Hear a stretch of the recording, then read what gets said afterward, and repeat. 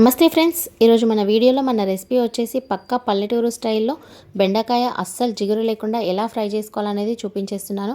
ఇది చాలా అంటే చాలా టేస్టీగా ఉంటుంది ఫ్రెండ్స్. అస్సలు జిగురు ఉండదు. నేను చెప్పిన రూల్స్ అన్నీ మీరు లాస్ట్ వరకు ఫాలో అవుతూ చేశారంటే మీకు అంత పర్ఫెక్ట్గా కుదురుతుంది.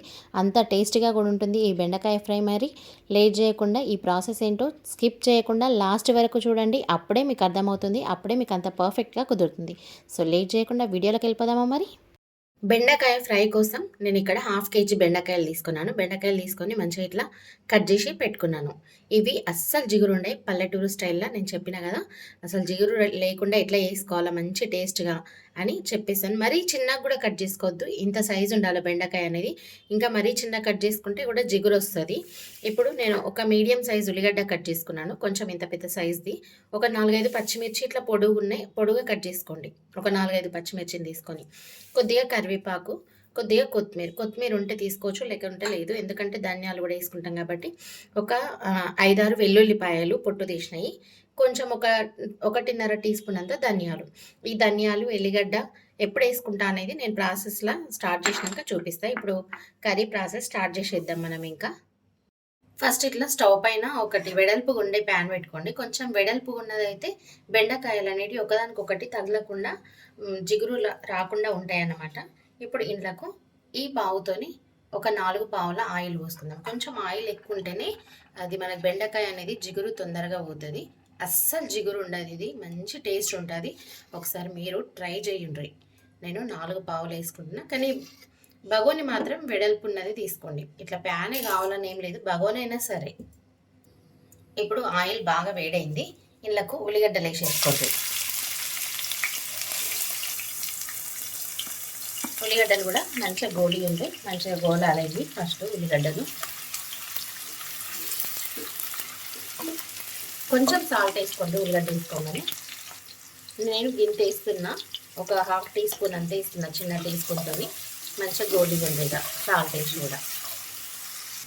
ఇప్పుడు పచ్చిమిర్చి కూడా వేసేసుకోండి, కొంచెం కళ్యామాకు వేసుకోండి,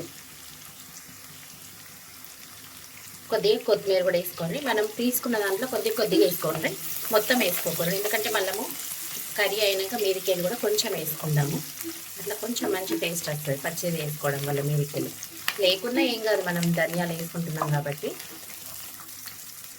ఉల్లిగడ్డలు మంచి లైట్ గోల్డెన్ బ్రౌన్ కలర్ వచ్చిన దాకా కలుపుతూ ఉండుండ్రి, ఉక్కోవద్దు. అట్లనే ఉక్కుంటే అవి మాడిపోతాయి, సరిగా ఫ్రై గోలే. ఇక అట్లా కలుపుకుంటేనే మంచిగా గోలుతాయి.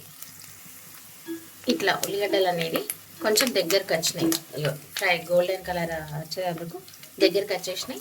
ఇప్పుడు మనము బెండకాయలు వేసుకోవాలా. ఇప్పుడు బెండకాయలు వేసేసుకోండి.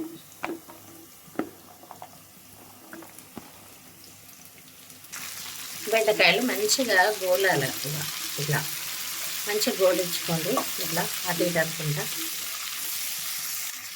కొంచెం జిగురు పోయేదాకా మంట పెద్దగానే పెట్టుకోండి.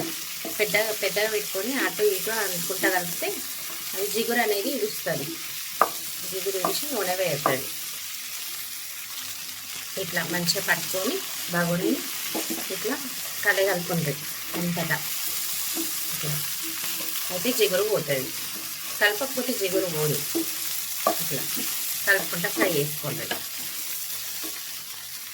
ఇప్పుడు ఇట్లా అంతా కలిపినాక కొంచెం మంటని లో ఫ్లేమ్లో పెట్టుకోండి. కొంచెం ఇంకా పోవాలి జిగురు, ఇంకా పోలేదు, కానీ ఇట్లా లో ఫ్లేమ్లో పెట్టుకొని అంతటా ఇట్లా స్ప్రెడ్ చేసినట్టు కానీ ఇట్లా పెట్టుకోండి. ఇప్పుడు కొంచెం పసుపు వేసుకోండి. ఇది తాలింపు వేసినా ఏం కాదు, ఇట్లా కొంచెం పల్లెటూరు స్టైల్లో, పల్లెటూర్లలో పాతకాలంలో ఇట్లనే వేసుకుంటుండే కాబట్టి నేను ఇట్లా వేస్తున్నా. పసుపు వేసి కూడా కలుపుకోండి మంచిగా.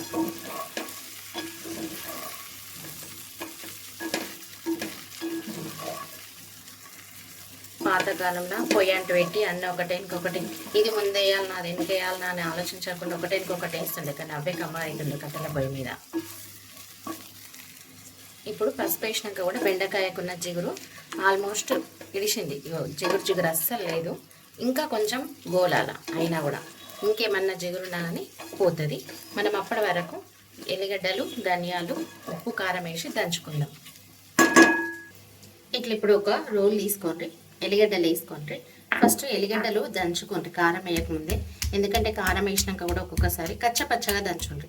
కారం వేసినాక కూడా దంచితే ఒక్కొక్కసారి దంగయి ఈ కొంచెం ఇట్లా పగలంగానే ఇందులో కారము ధనియాలు వేసేసుకుంటే, ఉప్పు ధనియాలు కూడా వేసేసిన, ధనియాలు కూడా కొంచెం ఇట్లా బ్రేక్ అయ్యేలాగా దంచుండ్రి. ఇది పక్క పల్లెటూరు స్టైల్, సూపర్ టేస్ట్ ఉంటుంది. ఒకసారి ట్రై చేయండి. ఇట్లా ధనియాలు కూడా కొంచెం బ్రేక్ అయిన తర్వాత ఇందులో కొంచెం ఏంటి మీ టేస్ట్కి సరిపడా వేసుకోండి. సాల్ట్ ఇందులోకి వేసేసుకోండి. సాల్ట్ నేను 2 టీ స్పూన్లు వేసిన, ఆల్రెడీ మనం ఫస్ట్ కూడా వేసినా కదా, ఇది చిన్న టీ స్పూనే కాబట్టి పడుతుందని వేసిన. కొంచెం సాల్ట్ కూడా ఇదంతా దంగిన తర్వాత ఇందులోకి కొంచెం కారం, మీకు టేస్ట్కి సరిపడా కారం కూడా వేసుకోండి. నేను ఈ స్పూన్తోని 1 స్పూన్ వేస్తున్నా. ఇది ఖచ్చితంగా ఇట్లా రోట్లో దంచుతేనే ఆ టేస్ట్ వస్తుంది. మనము మిక్సీలో కూడా చేసుకోవచ్చు, కానీ ఇంత టేస్ట్ రాదు మిక్సీలో దంచింది.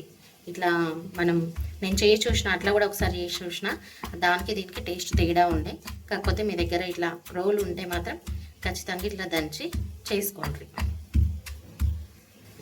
ఇప్పుడు దంచినప్పుడు కూడా అడుగుకు ఎల్లిగడ్డ ధనియాలు పోతాయి కదా, దాన్ని కొంచెం పైకి ఇట్లా అనుకొని మళ్ళీ అంతా దంచుండ్రి. దంచుట్లో కూడా ఉంటుంది, ప్రతిదీ చూపిస్తేనే మీకు కరెక్ట్ పర్ఫెక్ట్గా తెలుస్తుంది. స్టెప్ బై స్టెప్ నేను ఎట్లయితే చెప్తున్నానో అట్లా మీరు కూడా చేసి చూడండి. ఏ రెసిపీస్ అయినా నేను చెప్పిన ప్రాసెస్లో చేసి చూడండి, ఖచ్చితంగా మీకు కూడా కుదురుతాయి. ఇప్పుడు ఇట్లా కొంచెం కచ్చపచ్చగానే ఉండాలి. ఆల్రెడీ ఇది మంచి కచ్చపచ్చగా అయింది, మంచి స్మెల్ వస్తుంది దంచినాం కదా. ఇవ్వండి మీకు దగ్గర నుంచి చూపిస్తా చూడండి.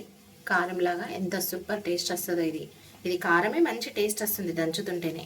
ఇంకా మనము కర్రీ చూద్దాం. ఇప్పుడు మంచిగా గోలిద్దాం. ఇది ఆల్రెడీ జిగురు మొత్తం పోయింది. మనం పసుపు వేయగానే ఫస్ట్ పసుపు వేస్తే జిగురు తొందరగా ఇడవదు, అందుకని కొంచెం గోలినాక పసుపు వేసిన నేను. అట్లా వేయగానే చూడండి జిగురు అంతా ఇడిచింది, జిగురు మొత్తం పోయింది. ఇప్పుడు మనం ఇందులోకి కారం వేసేసుకున్నాడు. ఇక కారం మసాలా చూడండి, బెండకాయ అనేది మంచిగా ఫ్రై అయిపోయింది. మీరు చూసుకోండి, అస్సలు జిగురు అనేది ఉండదు. ఒకదానికొకటి అంటినట్టుగా ఉన్నప్పుడు అసలు వేస్తే కర్రీ అంతా ఫెయిల్ అయిపోతుంది. మూత పెట్టిన కర్రీ కూడా ఫెయిల్ అవుతుంది. ఇవన్నీ ప్రాసెస్ స్టెప్ బై స్టెప్ మీరు ఫాలో అయితేనే మీకు సూపర్ టేస్టీగా కుదురుతుంది. ఇప్పుడు కారం వేసేసుకుందాం. ఇక ఈ కారం ముద్దని కూడా ఇట్లా మంచిగా విడివిడిగా అనుకుంటే వేసుకోండి. ఇప్పుడు ఎల్లిపాయ కారం ఉంటుంది కదా, మనం ఎప్పుడన్నా ఎల్లిపాయ కారం నూరుకుంటాం కదా, అట్లా వస్తుంది స్మెల్. సేమ్ ఒకసారి మీరు దంచి చూడండి, వేసి చూడండి, ఖచ్చితంగా మీకు ఇట్లానే మంచిగా కుదురుతుంది కర్రీ. మీకు కూడా స్మెల్ తెలుస్తుంది దంచినప్పుడు. ఇప్పుడు ఇదంతా కలగలుపుంది. ఇక బెండకాయ పట్టేటట్టు. బెండకాయ అంటే తిననోళ్ళు కూడా ఇట్లా వేస్తే ఖచ్చితంగా తింటారు, అంత టేస్ట్ ఉంటుంది. ఇది ఇంకొక 5-10 నిమిషాలు ఇట్లానే సిమ్ మీద ఉడికియండి. మూత మాత్రం అస్సలు పెట్టద్దు, గుర్తుంచుకోండి. మూత పెడితే మాత్రం నీళ్ళు ఆవిరంతా అందులోకి బెండకాయలకు వదిలి మనం ఇప్పటిదాకా ఫ్రై చేసిందంతా ఒక దగ్గరకు వస్తుంది. అంత జిగురు అవుతుంది మళ్ళీ నీళ్ళు పడి. సో అందుకని మంచిగా ఇట్లా కలుపుకొని సిమ్ మీద ఒక 5 నిమిషాలు ఉంచేసేయండి. 5 నిమిషాల తర్వాత కూడా మంచిగా కలపండి, నేను చూపిస్తా. ఇప్పుడు 5 నిమిషాల తర్వాత కూడా కలిపేస్తున్నాం. మనకు ఆల్రెడీ స్మెల్ వచ్చేస్తుంది, ఇట్లా ఎల్లిగడ్డది మంచిగా కోలుతున్న కొద్దీ అర్థమైపోతుంది. ఇంకా కర్రీ రెడీ. ఇంతే, సింపుల్ బెండకాయ ఫ్రై రెడీ. ఇప్పుడు కొత్తిమీరని సన్నం కట్ చేసి వేసేసుకోండి. ఇట్లా